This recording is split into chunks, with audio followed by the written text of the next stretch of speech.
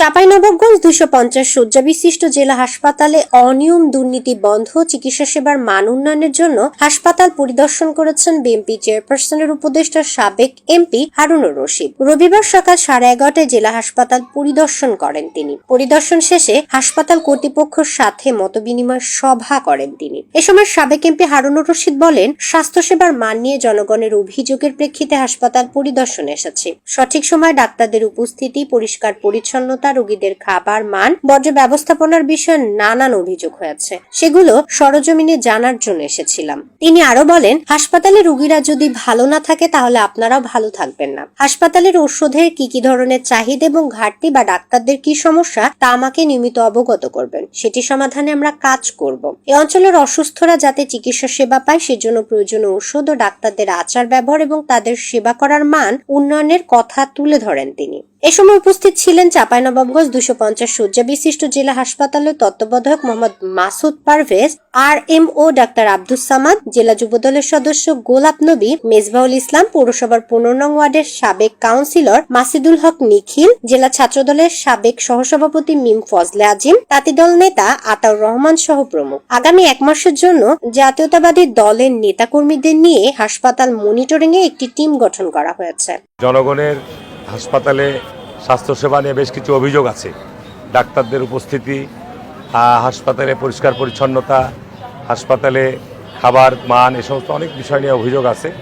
সে বিষয়গুলো বর্জ্য ব্যবস্থাপনার ক্ষেত্রে এই বিষয়গুলো সরজমিনে জানার জন্যে এবং এগুলো দূর করার জন্য কী কী কাজ করা যায় সে বিষয়গুলোর জন্য এখানে মূলত এসেছিলাম। আজকে মূলত হাসপাতাল কর্তৃপক্ষের সাথে যারা পরিচালক মণ্ডলী, RMO, তাদের সাথে বসে মত বিনিময় হয়েছে।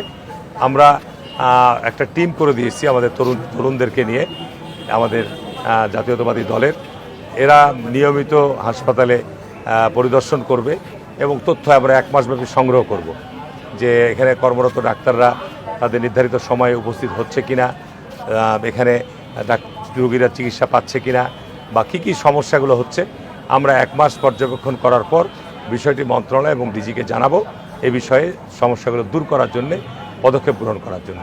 তার কারণ সংকট দূর করার জন্য আমাদের সমস্যাগুলো চিহ্নিত করতে হবে এবং সে আলোকে আমাদেরকে ব্যবস্থা নিতে হবে। আসলে বাংলাদেশে আমরা সকলেই আমাদের নিজেদের ব্যক্তিগত স্বার্থের কারণে আমরা দেশটাকে নষ্ট করে ফেলেছি। প্রশাসন, পুলিশ, ডাক্তার, রাজনীতিবিদ, ইঞ্জিনিয়ার সবাই এই জন্য দায়ী। সুনির্দিষ্ট সরকারের আইন আছে যে হাসপাতাল থেকে একটা নির্দিষ্ট দূরত্বে ক্লিনিকগুলো স্থাপন করার কথা, কিন্তু অত্যন্ত দুর্ভাগ্যজনক হলে সত্য যে সারা বাংলাদেশেই, শুধু চাঁপাইনবাবগঞ্জে নয়, আইনের লঙ্ঘন করে এইভাবে হাসপাতাল ক্লিনিক গড়ে উঠেছে। এইটা যদি সরকার পদক্ষেপ নেয়, সারা দেশে জাতীয় সমস্যা।